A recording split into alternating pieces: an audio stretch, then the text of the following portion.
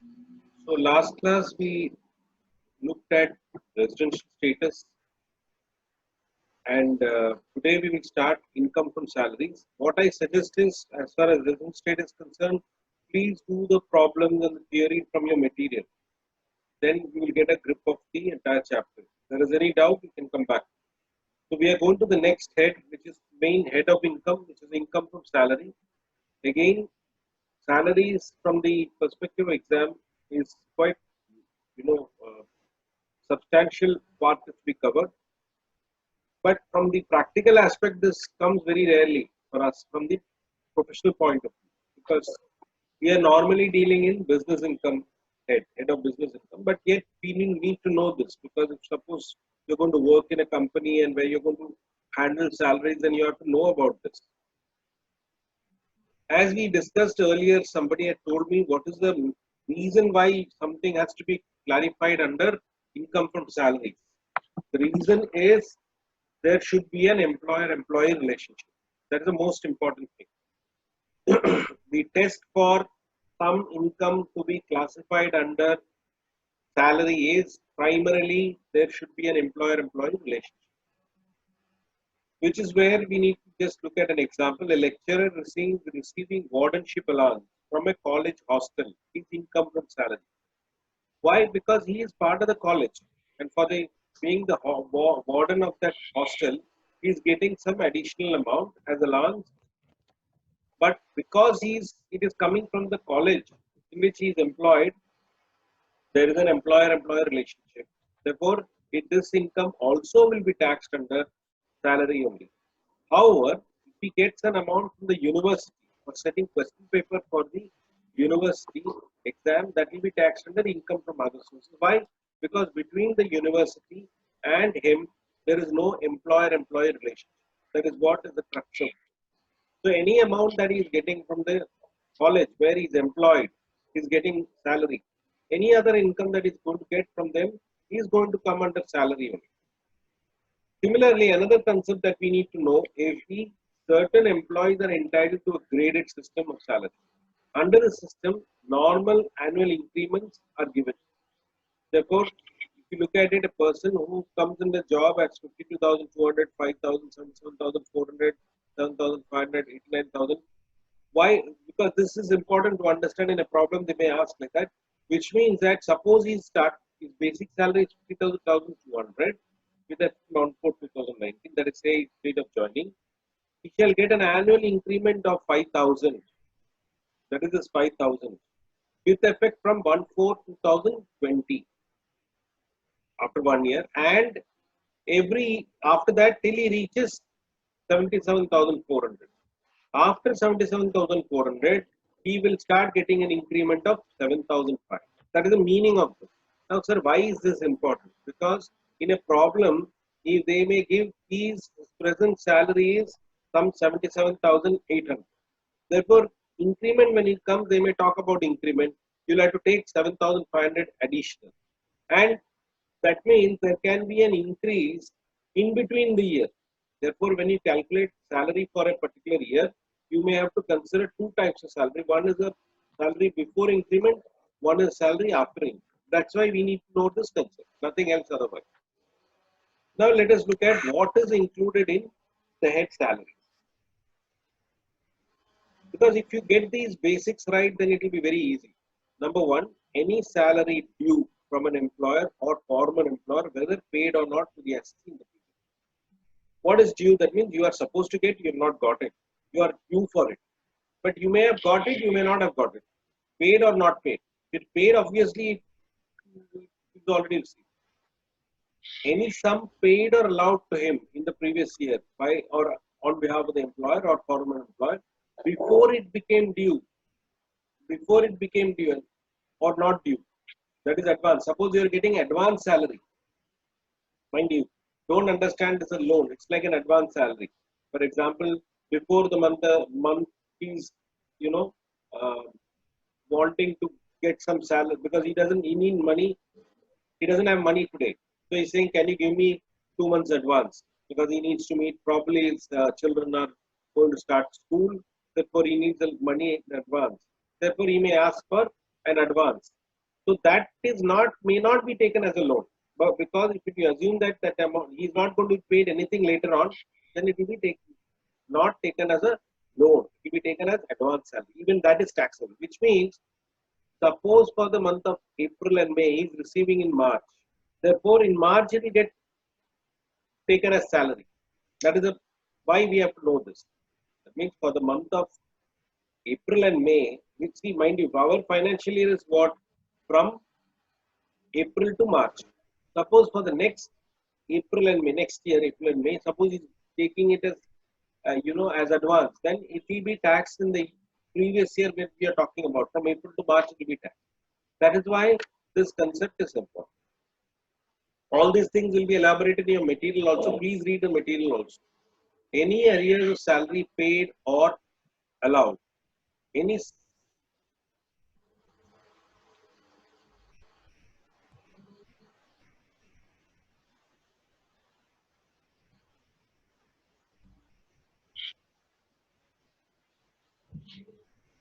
salary, any arrears of salary paid or allowed to him by or on behalf of the employer or former employer in the previous year, if not already charged to income. So if he gets arrears of salary, paid or allowed. Now again, arrears of salary you have to understand is what is the arrears of salary? Arrears of salary is primarily salary which it was not paid. Why? Because, for example, there is a talk for increment going on. Now, when the talk started, at that time, he was being paid at a particular, amount, but it's not finalized. So, after 1 year, 1.5 years, it is decided that the increase will be with effect from say 1st January 2019, because the talk started in 2019. At that time, there is no increase. Now, when we come to July, this has been formalized because there is union talk and all this there. Therefore, from the beginning, from January 1st, he is being paid that incremental amount for the increase. That increase is arrears of salary. Again, this is all important. So, sir, where should I tax? You are saying that in January it started, so negotiation started, they could have included. No, because the amount is not decided then. Because the amount was not decided, it is not sure as to what is the amount to be added. Therefore, it was not added. That's why they're saying if not already charged to income. Suppose it's already charged, they say, no, total negotiations is going on, but definitely you'll get 500. Therefore, if required, 500 can be paid to him and can be charged to him. That now, when it is decided, it is coming to 750, not 500. Therefore, the 250 only will be charged. That is will be taken as arrears. So that is what the meaning of arrears paid or allowed. For the purpose of said, salary becomes due at the end of the month, although it is paid in the next month. So it is taxable on due basis because due is earlier than receipt. Therefore, hence salary is normally taxable from April to March, as the salary for March becomes due. And normally, what happens is that even though salary may be paid in the first week of April, salary for March is due in the end of March. But sometimes in the problem they may say no, it is falling due on the 2nd of April. March falling due in the 2nd of April. In that case, what happens? So I'll just write and show you.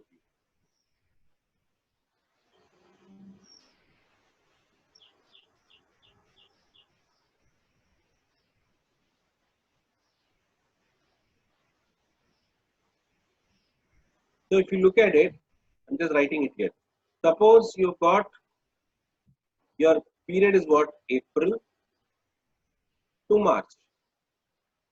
Now, if the for each month, April, May, June, etc., it is falling due on the end of the month, end of each month, though paid in the next month.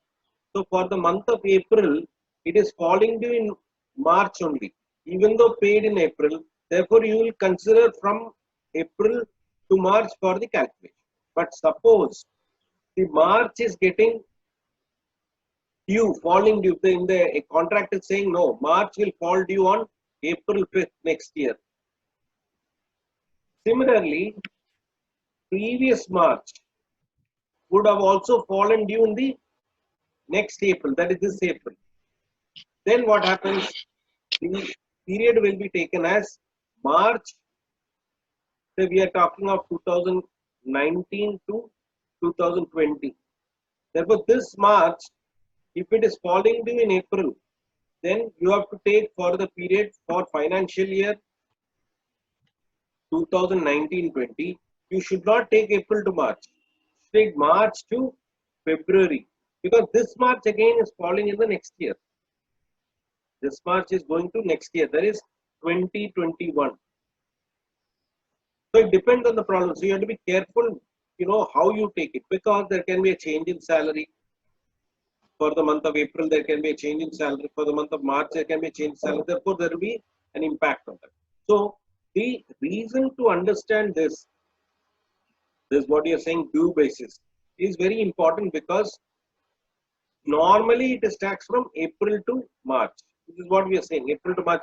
But suppose in the problem they are saying it is falling due in the 5th of the next month. Then you cannot take April March, because this March will skip to the next year, 2021. And this March will come here. Therefore, from this March, sir, how does it matter?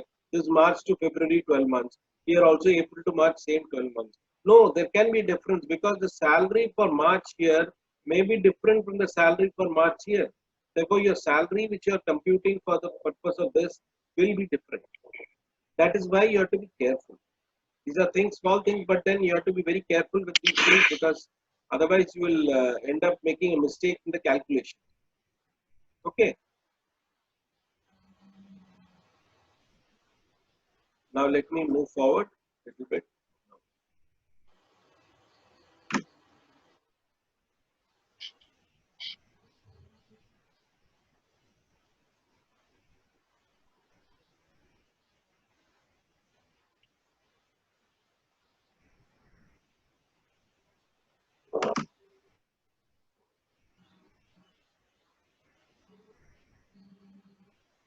Now see, X is an employee of XYZ getting a salary of 52,000 per month, which is due on the last day of the month. But it is paid on the 7th of the next month. Salary for which month will be taxable in 1920? Can you tell me? Aparna, are you there?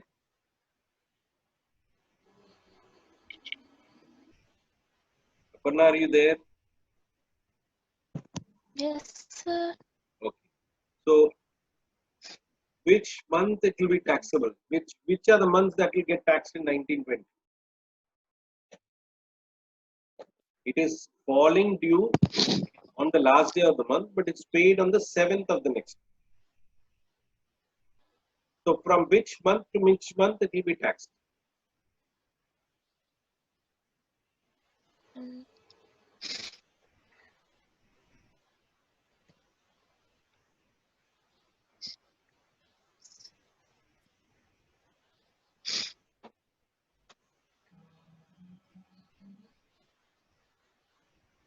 Venus, Yes, it's April to March. April to March, because it's falling due on the last day of the month, each month, though it is paid in the next month. So it will not be March to February, it will be April to March. Okay. So just hold back. I'll just stop sharing for a minute. I'll just pull up one more file that I think I've sent it to you.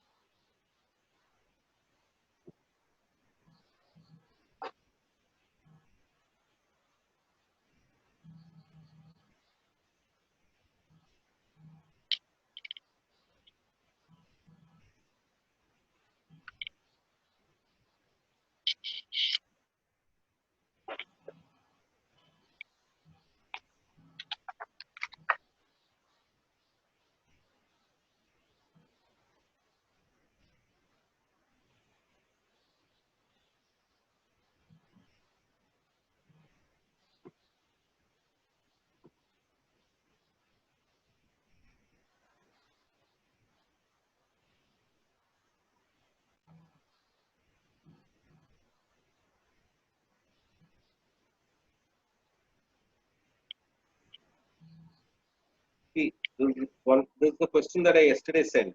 X joins the company on June 1st, monthly salary 30,000. He was not in employment prior to 1st June. As per the terms, salary becomes due on the first day of the next month and is paid on the 7th. Determine the amount of salary for assessment year 2021. Aparna, can you tell?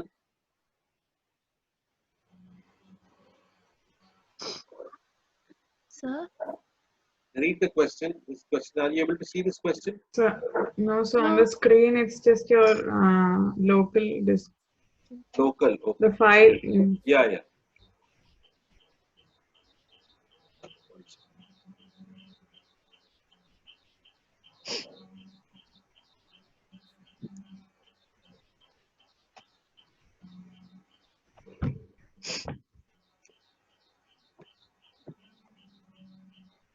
Now are you able to see? Wait. No, sir.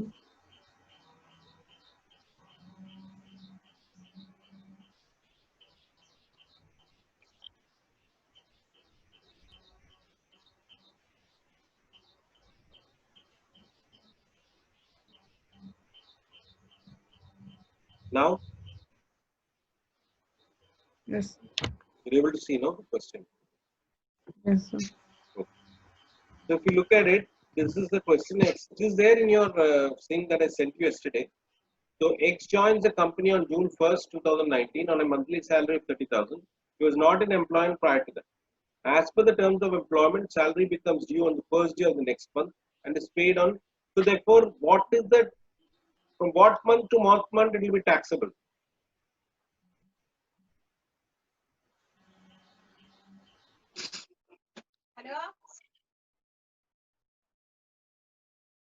June to June to March. June to March.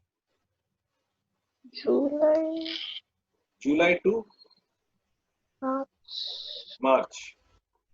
So look at it like this. June paid when?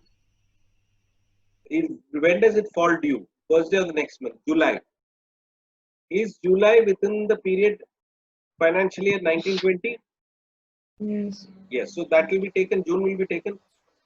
July. Then similarly, July in August, August in September, September, and so on. But when it comes to March, March becomes due when? April. April. Therefore, March cannot be taken.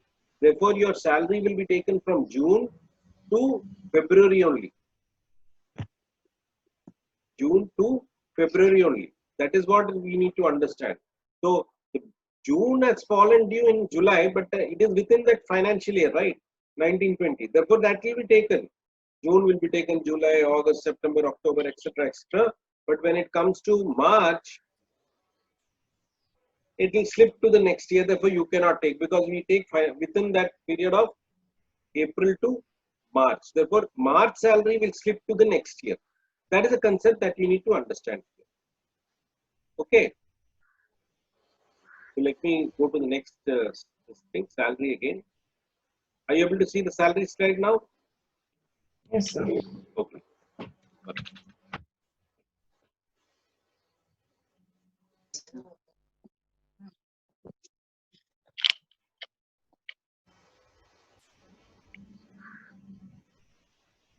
Yeah.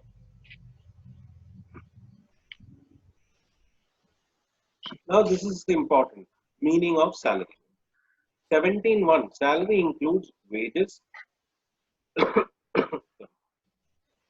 Again, if you look at it, there are some small one is all donated, denoted here. See, one, any annuity or pension, two, any gratuity, three, any fee, commission, perquisite or profits in lieu of or in addition to any salary or wages, any advance salary, any payment in particular to an employee in respect of a period of not availed by him, leave salary, any accretion to the balance of the credit of the employee employee participant recognized provident fund. Number 6, to the extent to which it is taxable. The aggregate of sums that are comprised in the transferred balance of an employee participant in recognized provident fund. Contribution to central government to the account of an employee under pension scheme as referred to in section 80 CCD. Exemptions under section 16.1, standard deductions, entertainment allowance, and any sum paid on account of tax on employment. This is a summary of the entire chapter actually.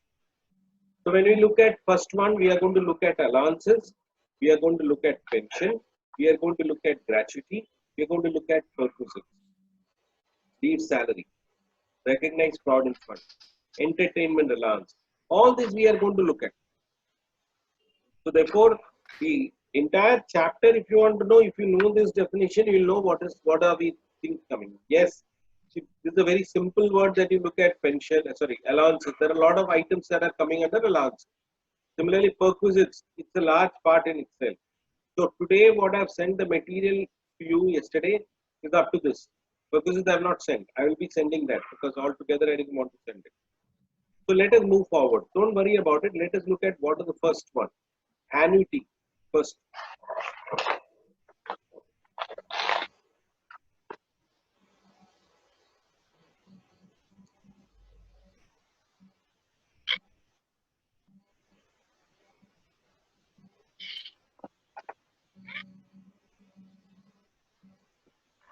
So what is annuity? Annuity is an annual grant, and when paid by the employer falls under the head salary. Annuity paid by XYZ, it doesn't matter, but from the employer if it comes, then it becomes comes under the head salary. When paid by the employer on account of contractual agreement, when annuity is payable by the present employer, it is taxed as salary. When it is received from the former employer, it is taxed as profit in lieu of salary. Therefore, they are all coming under salary, but pure salary comes under when it comes on the present employer. Past employer means profit in lieu of salary. What is annuity? It's fixed amount, annual grant. Deferred annuity will not be taxable unless the right to receive same revised. Deferred means you are being paid on a period of time, but that will not be taxed unless and until you are have the right to receive. So annuity is very simple. Now let us look at gratuity.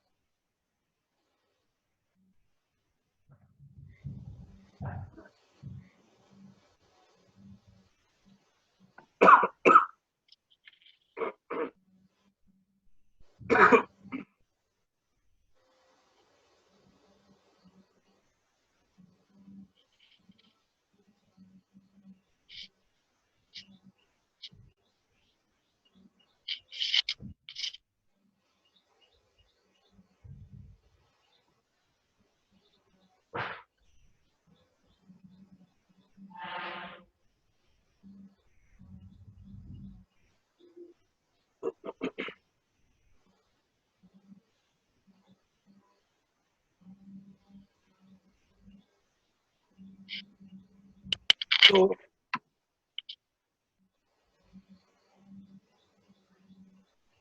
it is doing a very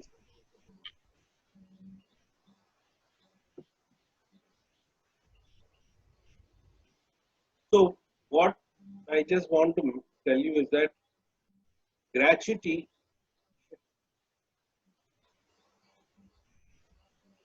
just stop staring and do it once more.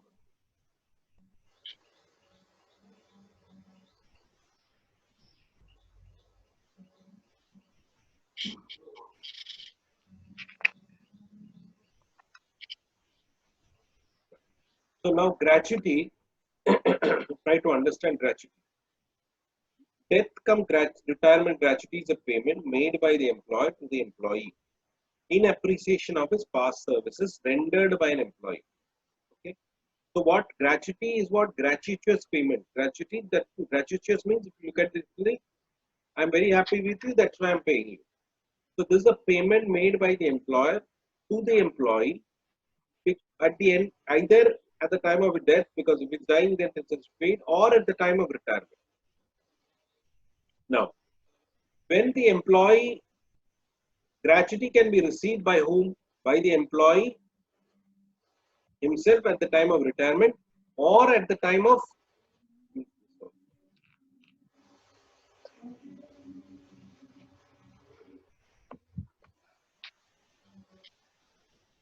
so if you look at it, the employee can receive it himself at the time of retirement, or then it will be taxed under other sources. Then it will be taxed under other sources.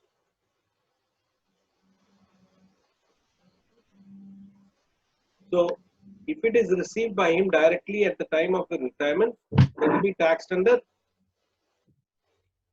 salary. If it is by the legal heir, because if he passes away, after that the gratuity is being paid at the death of the employer, who is coming under the head other source, then it will be coming under other sources. Gratuity received by the employee on his retirement is taxable under head salary, whereas gratuity is received by the legal heir is taxable under the other source. Why it should be taxed under other sources?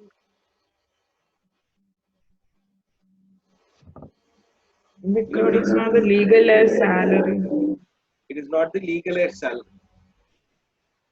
So what is the reason? What is the important reason why it is not getting taxed under salary? There is no employer-employee Exactly. relationship That is between. the main thing. We have to always keep in mind that employer-employee relationship is only by the employee and employer. Here it is the legal heirs who are receiving. Therefore, there is no employer-employee relationship. It gets shifted to other sources.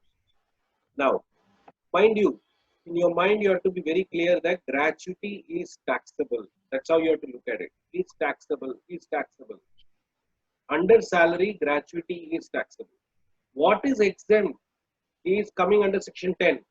Therefore, here, however, there are both the cases, exemption to a certain limit under section 10 is available in the case of gratuity received by an employee, and it will include only that part of salary that is exempt under section 10. Mind you, section 10, this is salary. If you look at it, what was the section number for salary? Just now we looked at it. Did you notice? When we looked at the definition of salary, what was the section number? You remember? It is 17. But here we are going back to 10.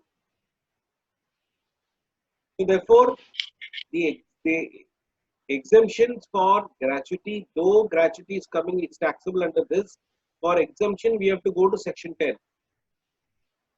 That is where the exemption is there. Okay. So please take care. Now, what is the exemption? So therefore, as far as salary is concerned, you need to understand that we need to, the fact that salary is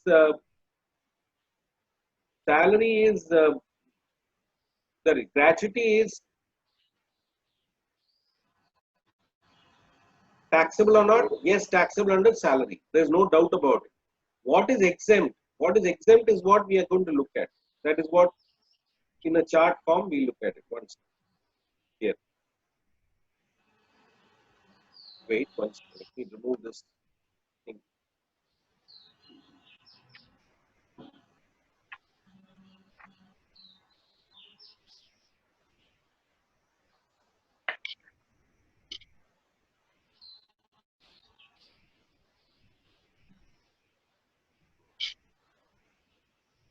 Okay. Now look at this.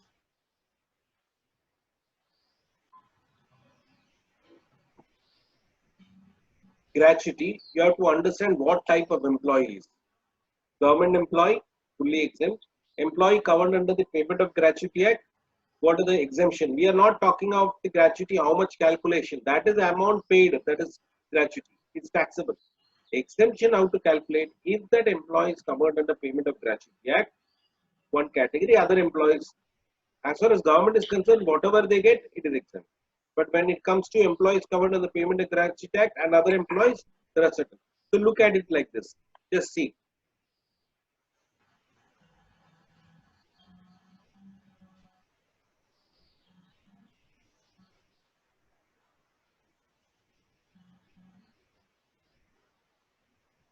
Actual amount. See, this is the actual amount. 10 lakhs. There is an amendment at the moment. I am not too sure whether the amendment, that notification has come, because there was an amendment here. Now, next one is, because it is supposed to be some 30 lakhs or something like that. Okay. Just hold back till it is confirmed. I'll just confirm. Even for the other one, it is actual amount 10 lakhs. So both the cases, this A and C are same. So you don't have to worry about it. What is different is this one, the B. The B, which is what you need to understand. So what does this say as far as this one? 15. So that means the calculation is only this. The other one is very simple.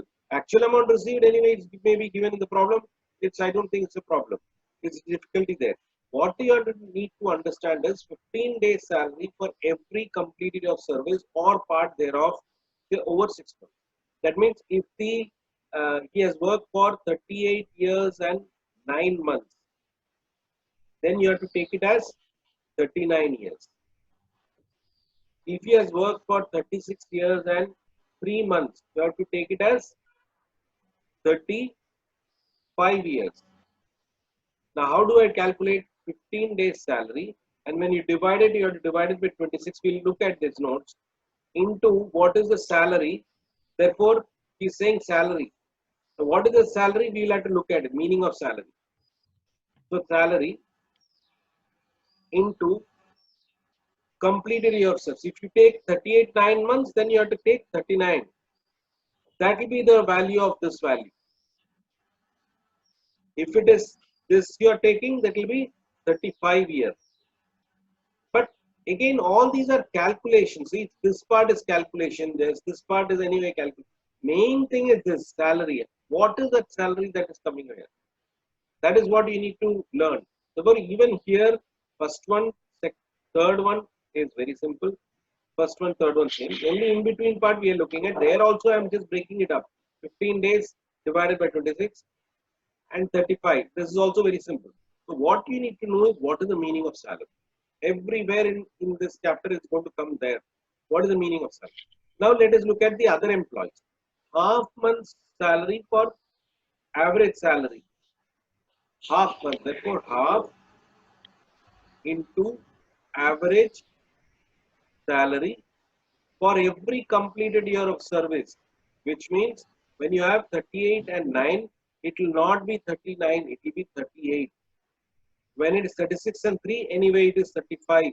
Therefore, it will be either then multiplied by 38. It cannot be like this. Only for completed year you have to take, and the other one, if you are taking this, it will be 35. That is the meaning of this. Clear? So let us just move on a little bit on that theory part. This is a chart you have got already. So what I am trying to impress upon you is that the chart is very simple. The chart is very simple. What is this? It's actually the exemptions. It is not your. So therefore, if you look at it, this we need to only look at this and B only. Okay. So let me go back to the notes.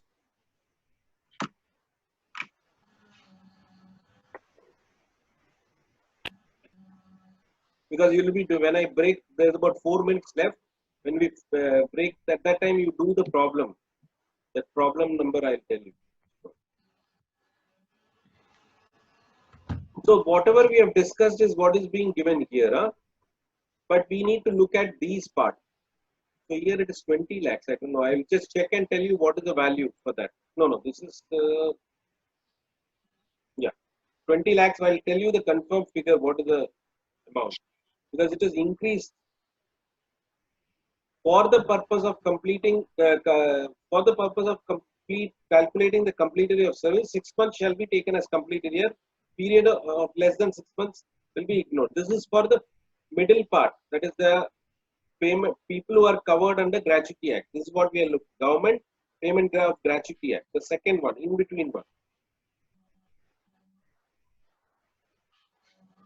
Now, for the purpose of calculating completed year of service, 6 months will be taken and it shall be more than 6 months will be taken as completed year. Less than 6 months will be ignored. Salary for the purpose. What is the meaning of salary for the purpose? Basic salary and DNS allowance, but does not include bonus, commission, and allowances and overtime wages. Not include. In case of monthly rated, it will be 15 days salary. The number of days in the month will be taken as 20. That's why I did 15 by 26. If it is seasonal employment, then what has to be done? Instead of 15 days, you have to take 7 days instead of 15. Shall be taken and it will be multiplied by the number of seasons. Because in 1 year, it is assumed to be 2 seasons. Therefore, that's why this is getting reduced. Therefore, 7 into, suppose 5 years have happened. Therefore, 5, not 5, you should multiply it with 10. Because generally, there is seasons are 2 in a year. In case of piece rated people, 15 days salary, shall be computed on an average of total wages received for 3 months immediately preceding the termination. 15-year salary will be calculated on the average wages calculated on the basis of 3 months. Why 3 months? Because he cannot increase his work on the last 3 months, last 3 months, and last month and get higher salary. Now for the last one, what is the meaning of salary? For the last one, this average half month average salary, basic plus DA. What is average salary? Average salary means salary drawn for 10 months immediately preceding the month if he retires or dies. Which means that, try to understand, if he has retired on 15th of November, you should not take from 14th of November to 15th of January. No, you should take from 31st of October to 1st of January. Please again listen carefully that you have to take for the month of 10 months when you take, you have to take it from, if it retires on 15th of November, don't take it from 14th of November. You should take from the previous month of that. That is from the 31st of October to 1st of January. Then commission as a percentages are same. Commission if you receive as a percentage will be achieved by the employer to form part of salary. If it is only then you will take. If it's a fixed one, we will not take. That is as per some case law. And these are some more things which we are talking about. But what you need to do is this problem, not leave salary. This problem, please try the gratuity. Okay, two problems are there. Just try it out. I'll just tell you what is the value of. If it gets cut, I'll message you the value of this 20 lakhs or whatever is the amount. I'll just message you. Okay, just check because the material, because there has been some changes in that.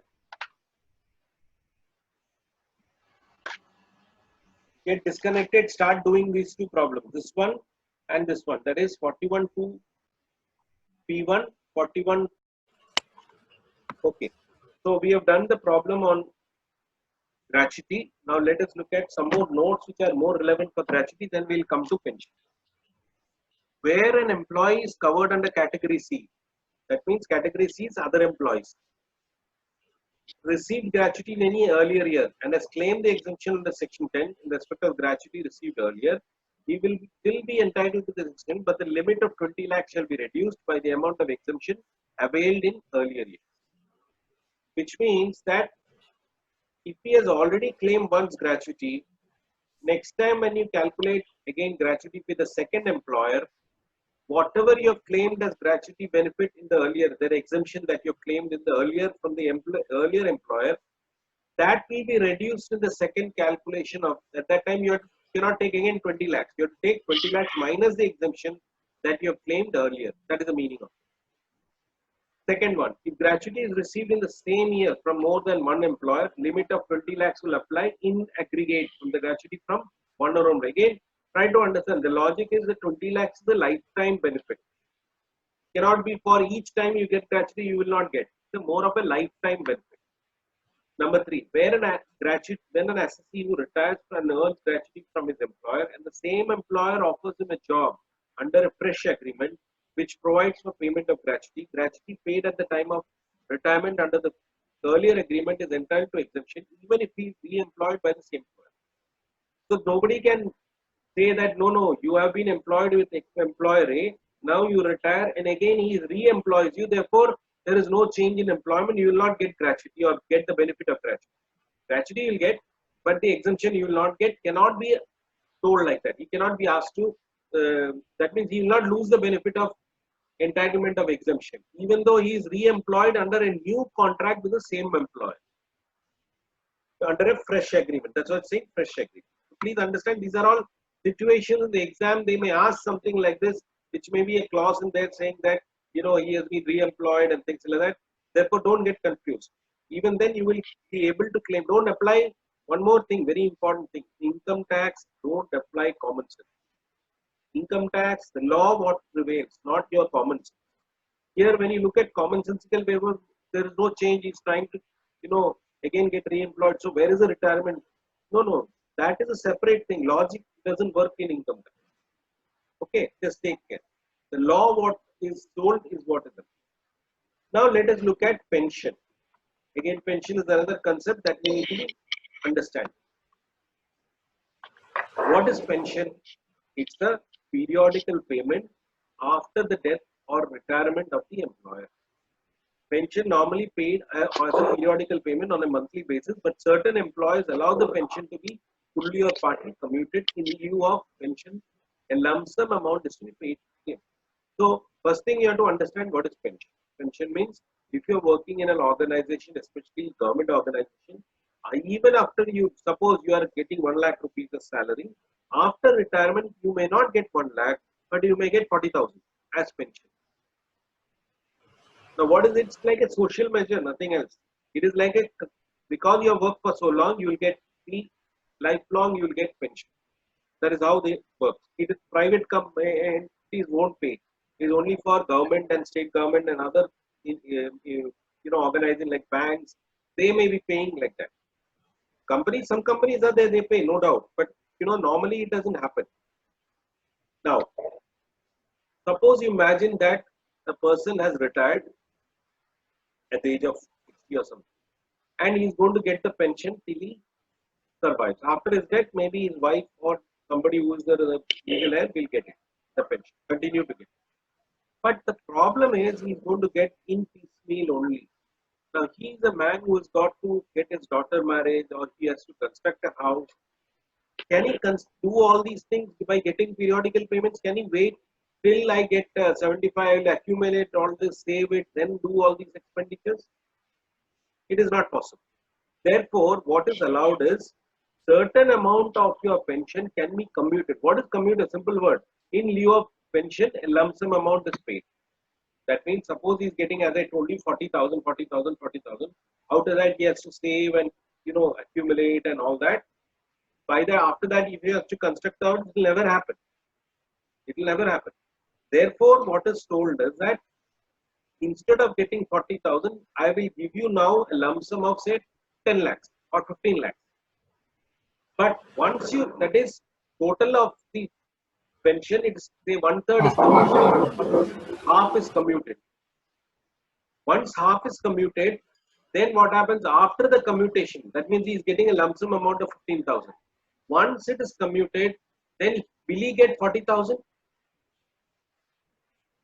He has been getting 40,000. But once he is commuting it, he is getting a lump sum amount in lieu of the half of the pension. So after commutation, how much amount he will continue to get as pension? Will he get 40,000 anymore? Ines, No, sir. how much he will get instead of 40? He has commuted half.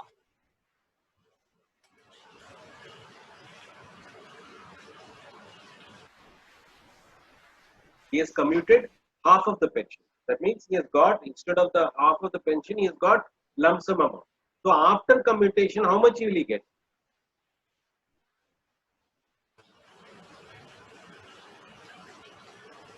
Will he continue to get 40,000? Maria, how much will he get? No. I don't know exactly how much he's going to get. I know he's going to get less than 40,000, but I don't know. If you imagine that half he has commuted, how much will he get? 20,000? 20,000. See, what I'm trying to say is that half he has commuted. Therefore, for the half part of it, he, instead of getting monthly, that half part, lump sum he has got. See, you break up that 40,000 into half, 20,000, 20,000. For the 20,000 that he is commuting, he is getting a lump sum amount. Will he get that anymore now? He will not get, right? Therefore, the balance 20,000 will continue to get. Therefore, one of the important thing is that normally the pension, they don't allow full commutation of pension. They only commute only part of the pension. Okay. So therefore, this understanding you have to know what is commuted value of pension, what is your normal uncommuted value. So uncommuted value is that 20,000 that is going to come every month. That is uncommuted. Commuted means the 10 lakhs or 15 lakhs that you got fully. So after commutation, so that means imagine that he is commuting in the month of say October. So in this case, let us look at it, just an example for you. Because if I don't write something, no, you'll not be able to. So therefore, suppose he's getting 40,000. And he is commuting in the month of October. This is October to March.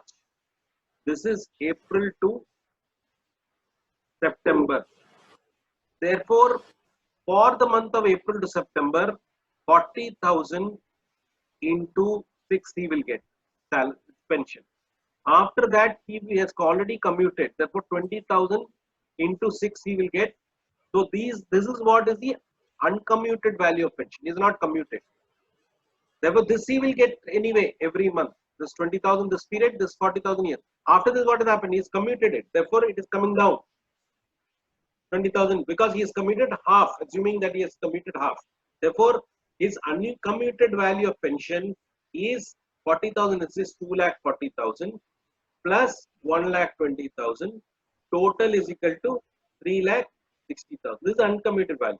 Uncommuted pension is fully taxable. Whether it is government or anybody, it is all non-government, is all taxable.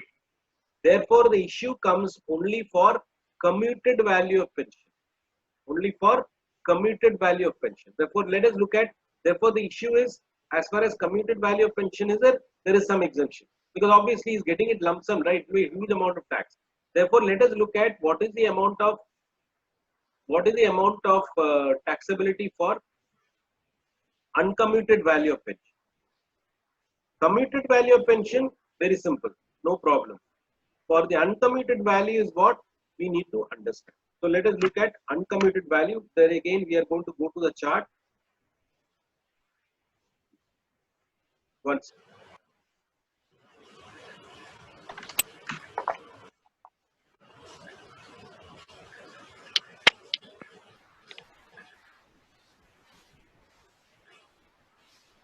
Yes.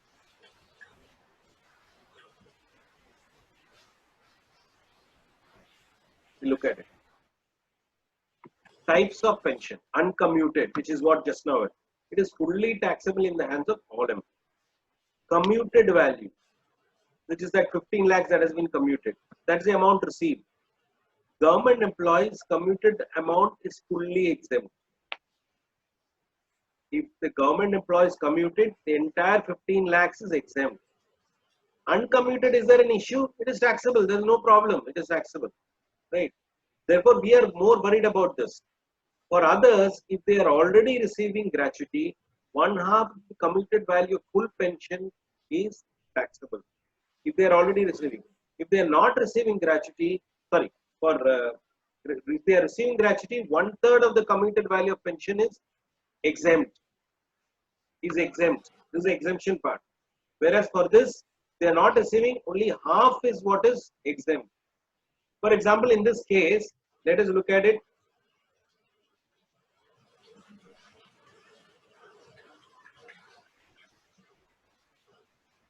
In our example that you look at it, he was getting 40,000.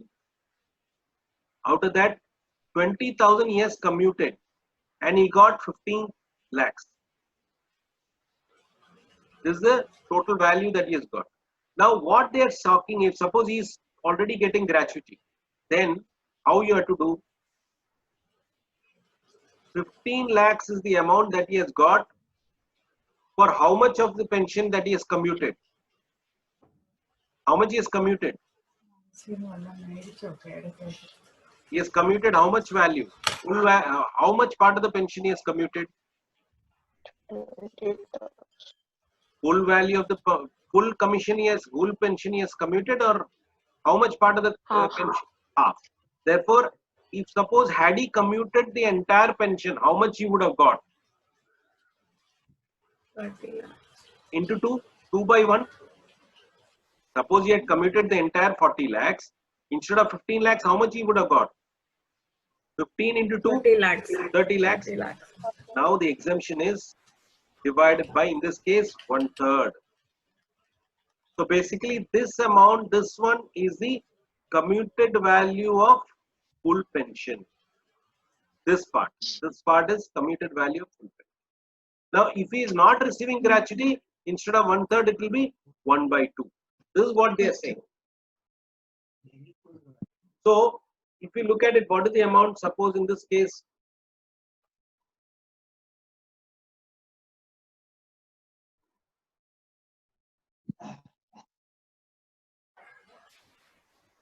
he has So, received, sir, yeah, the person who is not receiving gratuity and government employee, they are both getting exemption for 15 lakh itself, right? those who are the people, this way only government employee is getting exemption. Not Yeah, so receiving he's getting, gratuity, yeah, he will, the entire will be exempt. The entire 15 lakhs will be exempt for it, for the government so they employee. both, yeah, the government employee has 15 lakhs and the person who's not receiving gratuity. So according to the calculation we just did, 15 lakh into 2 into 1/2. So it'll be This 15 lakh itself, right? this is the exemption. Therefore, in this case, 15 lakhs into 2/1 into 1/2. That is what it's saying for this case, right? Yes, sir. Then the exemption will be 15 lakhs. Therefore, there will be nothing taxable. Yes. So the same thing is for government employees as well, right? So Nothing is taxable. government employee, you don't have to do any calculation. It is just exempt. There's no, see, you don't have to entire amount is exempt. Whatever he is getting is exempt. Okay, sir. What I'm trying to say is that as far as government employee is concerned, this calculation doesn't arise at all. Whatever he is getting is exempt. You don't have to look at check this all. Only for, see here, the example we have taken, it seems to be like that. It will not come. When you do the problem, you'll realize it need not be like that. I have taken an Yes. example and so look at this case. Suppose, for example, the other case. So it is 15 lakhs into 2 into 1/3. How much is coming to? 10 lakhs only, right? Yes, sir. That is this case. Therefore, 5 lakhs is taxable. Yes, sir. So in this case, by chance, it is seems to be similar to The same. government employee. Need not be like Okay, that. yes, sir. Yes. But what you need to here only catch is this commuted value of full fetch. If you understand that, then it's very simple. Whatever he has commuted, if he had commuted the entire amount, now 15 lakhs, why did you get? You got because 20,000 he has commuted. Had he commuted the entire pension, then, for example, suppose he was getting 50,000 instead of this, then the calculation will be different. Then you will be divided by 5. Sorry, not like this. This part will be 5 by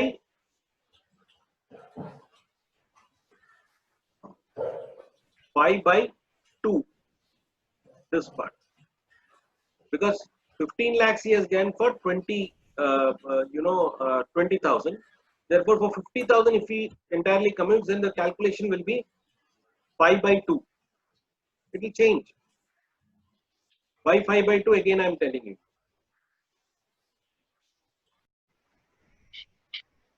Now,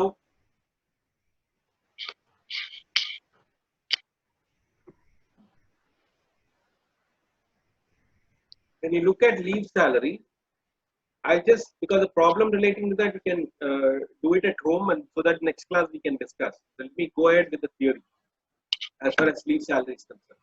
So employees are entitled to various types of leaves while they are in employment. The leave may either be availed by them, or in case these are not availed, these may be either lapsed or are allowed to be encashed every year, or these accumulated and encashed after return. So let us look at it.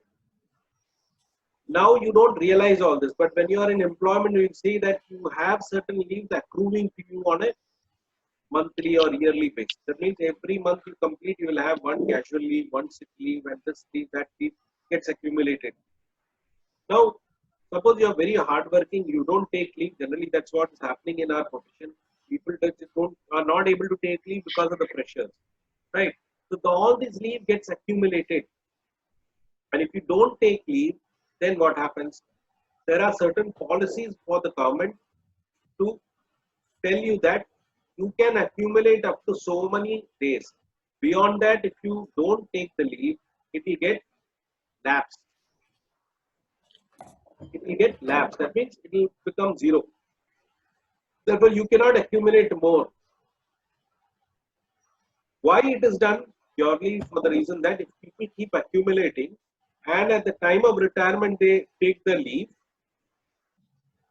the leave on which the amount in cash, if they actually convert it in cash, the salary will be on the basis of the last drawn salary, which will be very high. Therefore, the company's liability will be very high for this purpose. Therefore, they will make sure that either the employee takes the leave or he encashes early. They will not allow them to carry forward eternally till the time of retirement. So that is one important thing that you need to understand. Otherwise, say you take leave or lapse or take encash. Therefore, the encashment is not availing the leave, but getting it in money form. That is what is leave encash. But if it is encashed before retirement, for all employees before retirement, it is taxable entirely. Of course, there is exemption under 89(1), there is a relief available. Now the problem is that suppose he is not encashing it or he is not taking leave, he is still accumulating, and there is a possibility of accumulating sub leave up to a particular. Then the issue arises when he retires, he is getting a large amount as accumulated leave. Then the question of it is taxable, but the exemption is what we need to look at. So let us look at the exemption for that purpose.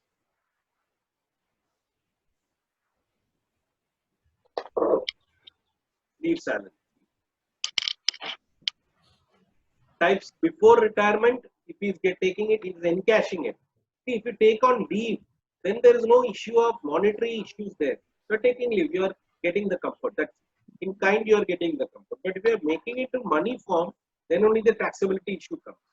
Therefore, here if you look at it, before retirement, if it is there, it is fully taxable in the hands of all employees.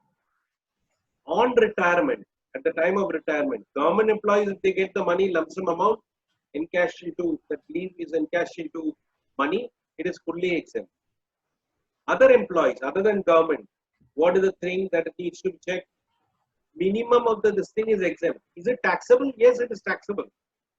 There's no two ways about it. Whatever you get at the time of retirement, before retirement, is all taxable. But exemption is available only for other employees. For government, it is exempt. Other employees, the exemption is taxable. For government employees, it's not taxable. So therefore, before retirement, taxable for all. On retirement, government employees fully exempt. For other than government employees, it is taxable. Again and again, I'm telling it is taxable. But there is some exemptions on the section 10. What are the exemptions? Again, you look at it. Two things that you need to understand is again similar to the earlier one. Again, just we'll confirm the figure. I don't think there is any change here, but then leave encashment is something which so first one is this, last one is this. What are the other things? 10 months average salary. Now again, 10 months average salary is very simple because we have already calculated for gratuity. We did that, right? 10 months average salary. If you remember that calculation we did for a particular period from when did we do? If he retired in November 15, therefore we took from October 31st to backwards, January. So we calculate the entire thing. But here there is a problem. It is different from there. There we took from October. Here you are not supposed to. From the date of this thing, so from here, November 14th onwards, you have to take. To January 15th, you have to calculate the salary. Sorry. This meaning of average salary is given somewhere. Average salary calculated on the average drawn during the 10 months immediately preceding retirement. But don't read it like gratuity. Gratuity is the average salary when you calculate, you can take it from the previous month. Here is from the previous day. Just take care. So that is what is, but here what did we do? Calculate it all. Then we calculated, then you calculate average salary and you multiply it with 10. So here the 10 month salary, if you take, that's good enough. Because here 10 months average salary they have set. So from November 14, because there we only needed an average salary, 1/2 into average salary. Here these are not saying that, 10 months salary.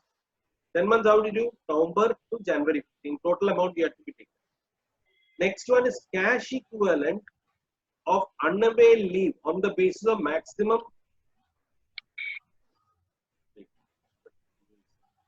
So cash equivalent unavailed leave on the basis of 30 days leave for every year of service on the basis of average salary. So average salary you have calculated. So if you take 10 months and average salary, you will get it from there. How will you get average salary? Whatever amount you got, your average salary 10 months divided by 10. That will be your average monthly salary. Now, how do you take this? Please understand carefully.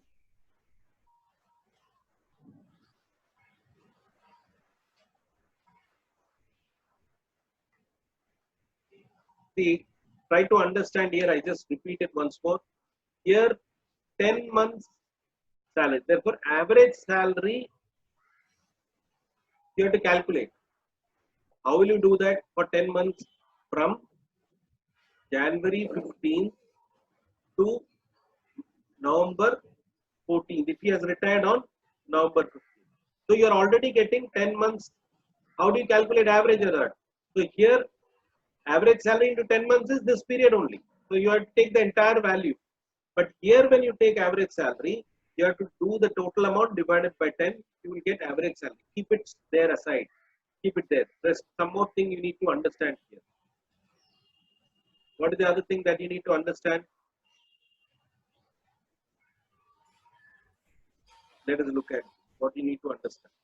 Cash equivalent of unavailed leave on the basis of maximum 30 days for every year of service. So let us imagine that the company may be giving him leave at the rate of 40 days per year.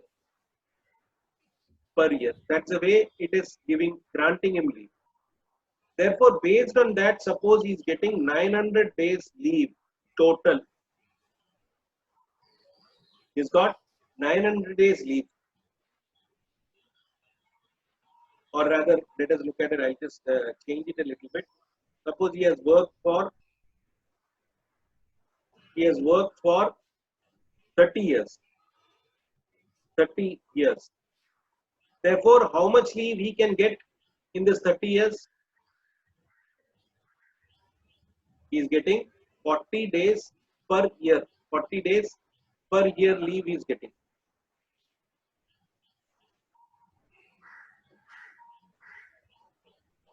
Per year he is entitled to 40 days leave.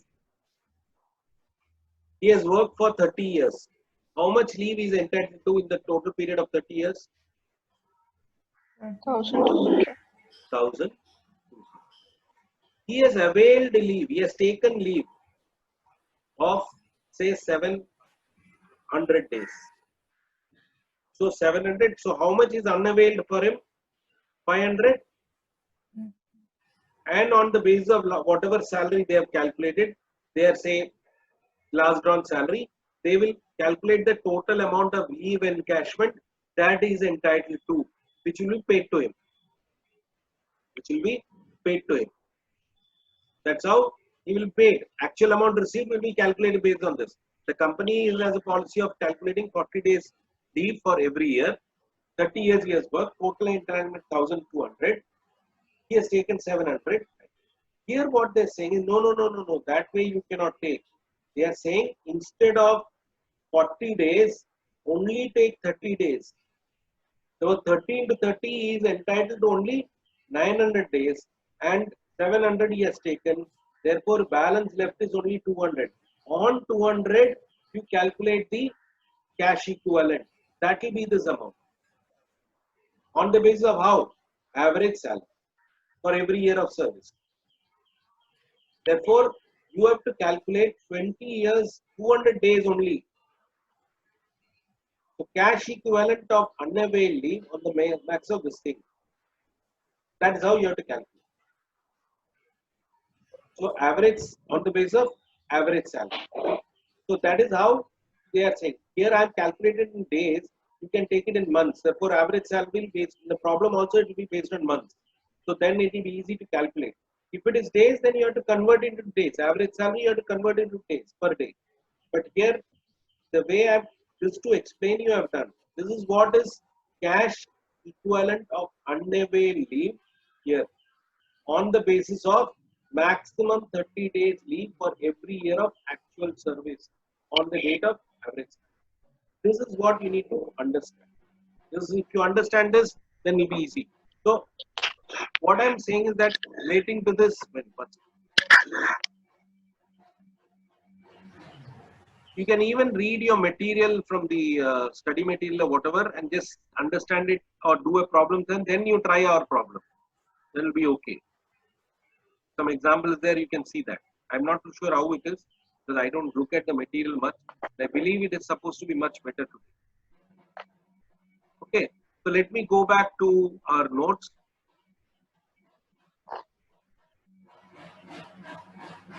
Okay. So let us go back to our notes so that I can just complete up to a particular point.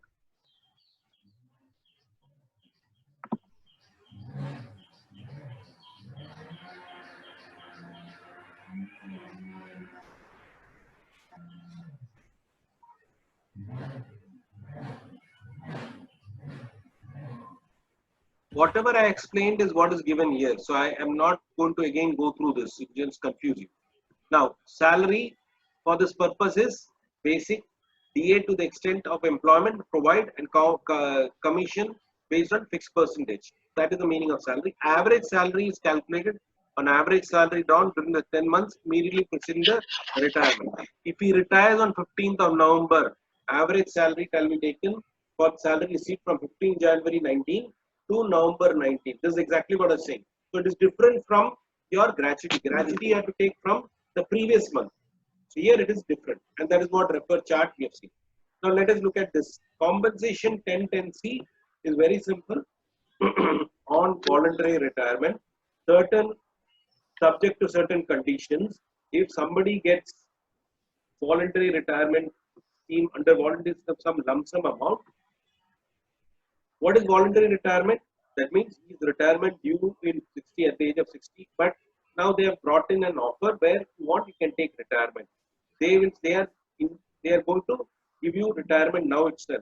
Say at the age of 53 or 54, they are coming in. They are taken. Now BSNL recently they offered a scheme wherein a lot of people took that BRS. That's called BRS. If they take that, they are going to give a lump sum amount over and above the normal gratuity, pension. Above that, they are going to get a lump sum amount. Now that amount is exempt to the extent of 5 lakhs. Therefore, there is nothing much to say. Whether if they are entitled to it, they get a BRS, and to the extent of 5 lakhs, it will be exempt. So nothing much here as such. Now let us look at the other issues here. Treatment of bonus, taxable, receipt basis. Salary in lieu of notice period, it is on receipt basis. Notice period, I don't know whether you are aware of it. Suppose that in the contract it says 3 months notice. Therefore, when I leave, I have to give 3 months notice to the company. Otherwise, I have to pay that amount to the company.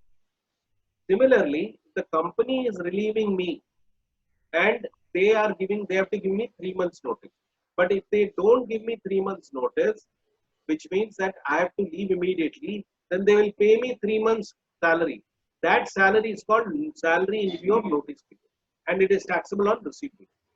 Fee and commission, any fee or commission paid or payable by the employer to the employee shall be taxable and including gross salary. However, director's guarantee not being a direct commission is taxable under other sources. Overtime payments is taxable. So don't think that overtime payment, if they are doing a service or something like that, it is taxable. Retrenchment compensation. Again, retrenchment means for some reason a person is retrenched, means thrown out of this job. Then what happens is that if there is a compensation that is paid for his retrenchment, that amount is taxable. First thing, it is taxable. Again and again I'm saying. What is available as there is an exemption. What is the exemption available? Again, actual amount and rupees 5 lakhs. That is 1 and 3. In between thing, you have to calculate based on 15 days average pay salary for every completed service or part thereof in another 6 months. How? According to the provision of industrial dispute. If retrenchment compensation received according with any scheme of government with regard to the extending special protection, the amount will be.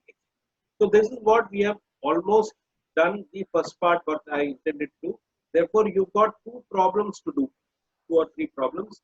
In the pension, this is 1, 41, 3, 1, 2, 1. Okay. that problem only you need to do. Leave salary, and one more problem which is coming at the top. See this problem. B1. The leave salary has come at the top. That problem and this problem, pension. Okay. You just try it out. I expect you to just try it out. Whatever is the mistake doesn't matter. You just try it out. Read the problem and try it out. Okay. Anything else you want to ask, Maria? So we have completed one part of it. Basically, we have completed what is salary, what is gratuity, what is pension, what is leave salary. These are the main things that we have discussed. Other than the small things, that voluntary retirement is very simple. Whatever is the amount, maximum of 5 lakhs. Then other things are all simple things. Up to that, we have. The next class we will be looking at other part of it, which is basically allowances. Okay. So Thursday we will do. Before that, you just try these two problems: leave salary and pension. These two problems. Okay. Leave salary is the second part, second from the beginning, and this pension. Okay. Okay. Then I stop here. Thank you very much. And Maria, we will meet tomorrow. Also, Aparna, for the accounts part of it. Okay. Venus, you are off tomorrow. Yes. Okay. Okay. Thank you. Thank you, sir. Yeah.